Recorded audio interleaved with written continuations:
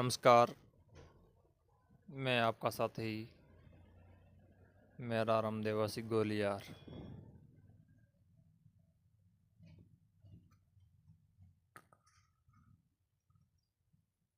आपके बीच में आज जिन मुद्दों पर अपने विचार साझा करना चाहता हूँ कि पिछले कई दिनों से हमारे समाज में सामाजिक सुधार के प्रयास किए जा रहे हैं, जिसमें मुख्य है सामाजिक कुरीतियाँ, जिससे सामाजिक अवसरों पर मादक पदार्थों का सेवन करना। वो मादक पदार्थ जो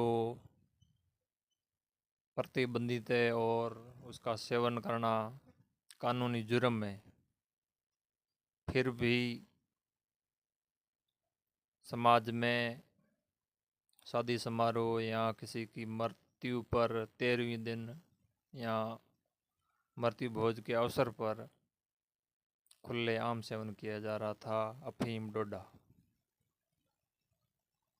जिसकी कीमत प्रति किलो 4-5 हज़ार है।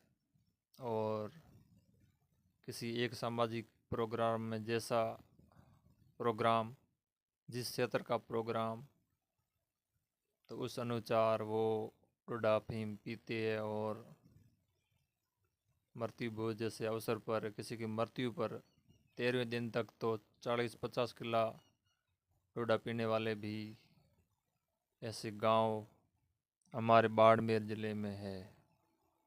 और रबारी समाज गौरवान्वित महसूस करते हैं कि हमने हमारे बाप के पीछे मरने के बाद इतना डोडे पाए, अफीम पाया और इतना खर्च किया, और उसके मरने की खुशी में हमने 5 पकवान किए, हलवा खाया और घी रोटी खाई।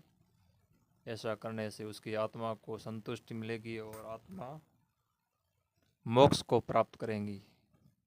ऐसा किसी शास्त्रों का कहना नहीं है, ऐसा हमारा खुद का मानना है। हम ऐसा मानते हैं क्योंकि हम तो 4 वेद के ज्ञाता है। उसके अलावा जितने भी शास्त्र है उनमें सब पूरी पारंगत है, एक्सपर्ट है हर चीज़ के।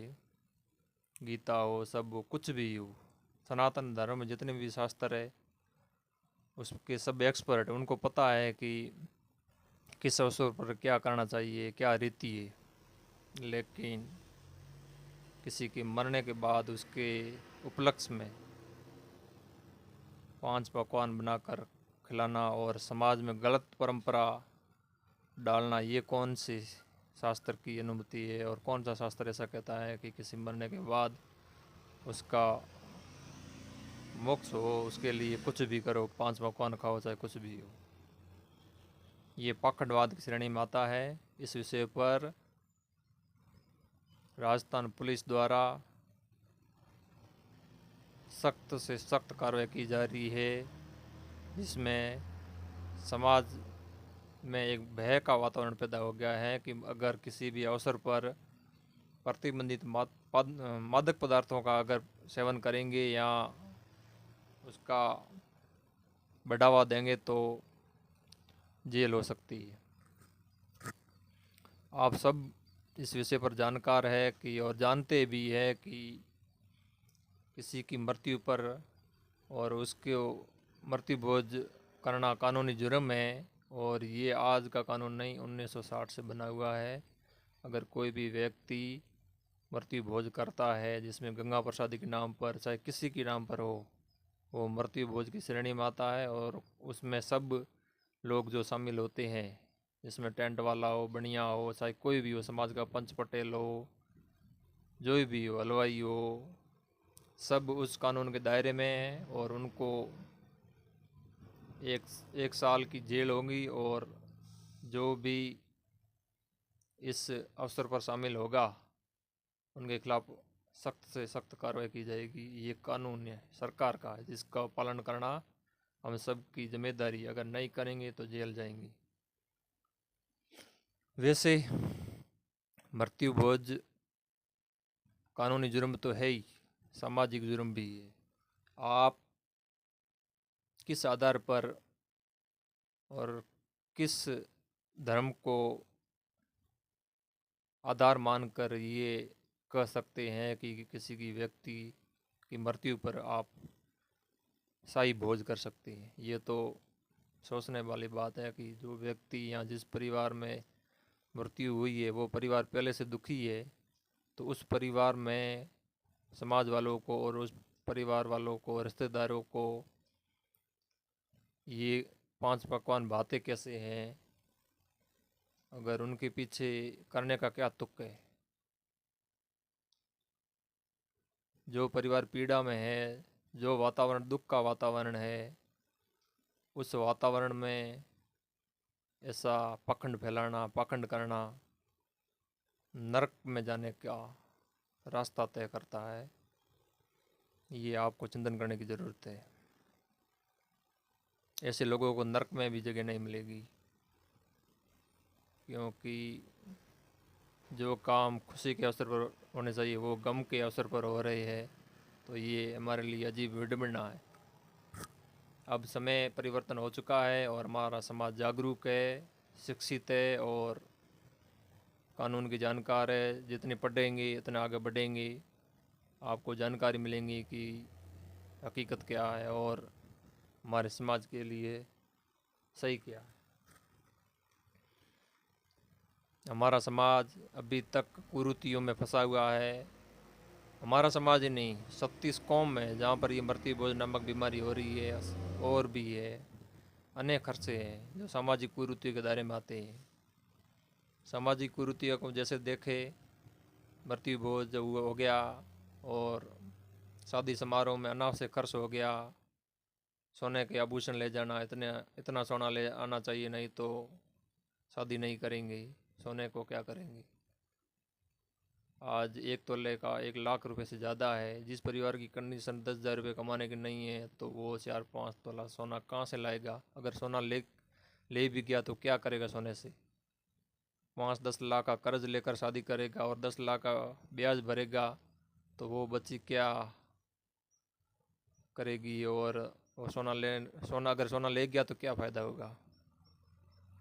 क्या वो परिवार इतना सक्षम है कि इस धारणा को आगे भी जारी रखेगा? ये एक सामाजिक और आम आदमी के लिए मुसीबत है जिसको समाज को सोचने की ज़रूरत है। समाज में किसी भी प्रकार का नशा नहीं होना चाहिए और किसी भी कुरीति को बढ़ावा नहीं देना चाहिए। ये हमारा संकल्प है। ये समाज को चिंतन करने की ज़रूरत है। और हमारी समाज ने जितना इन सामाजिक कुरीतियों को बढ़ावा दिया है, अगर उसकी जगह शिक्षा के क्षेत्र में, सामाजिक विकास के क्षेत्र में योगदान दिया होता तो आज हमारे देश में वैज्ञानिक होते, आईपीएस, आरएएस, इंजीनियरिंग, डॉक्टर होते। लेकिन देश को आज़ाद हुए लगभग 75 साल से ऊपर हो गई है, लेकिन रबारी समाज ने कितने वैज्ञानिक दिए। बाड़मेर से कितने वैज्ञानिक बने जिन्होंने इस देश के लिए विज्ञान के क्षेत्र में प्रगति की है और योगदान दिया हो। आपने कुरीति को बढ़ावा दिया, इसके अलावा क्या किया है? ये चिंतन के विषय है। अगर इस तरह से चलते रहेंगे तो आपको देश में सबसे निचली पायदान पर रहोगे, आपकी कोई पूछताछ नहीं होगी। राजनीतिक क्षेत्र में आपकी कोई पूछ नहीं होगी, शैक्षणिक क्षेत्र में आपकी कोई पूछ नहीं है। अगर आप खुद सक्षम नहीं होंगे तो आपको कोई पूछने वाला नहीं होगा। ये मेरे सामाजिक विचार है जिस पर चिंतन करने की ज़रूरत है। आप सबको, आप लोग आने वाली पीढ़ी के लिए दुश्मन नहीं बने। 75 साल देश आज़ाद होने के बाद भी हम इस कुरीति से नाता नहीं तोड़ पाए हैं, तो ये हमारे लिए दुखद बात है। ये कोई परंपरा नहीं है, ये पाखंड है जो इसकी आड़ में हम समाज को बर्बाद कर रहे हैं। हमारे समाज में कितनी अभी तक बेटे भी नहीं, लड़के नहीं बने हैं, तो महिलाओं और लड़कियों की क्या स्थिति है?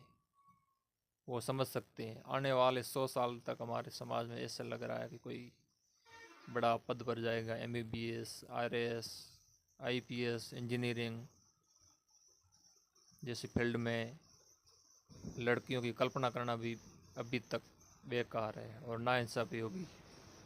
ये समाज के लिए दुखद है। राजनीतिक क्षेत्र में हमारे लिए बहुत बड़ी विडंबना है कि देश की बड़ी संसद, लोकसभा, राज्यसभा, विधानसभा, इसमें कितनी भागीदारी है, ये चिंतन करने की ज़रूरत है। और दूसरी समाजों ने हमको क्या दिया?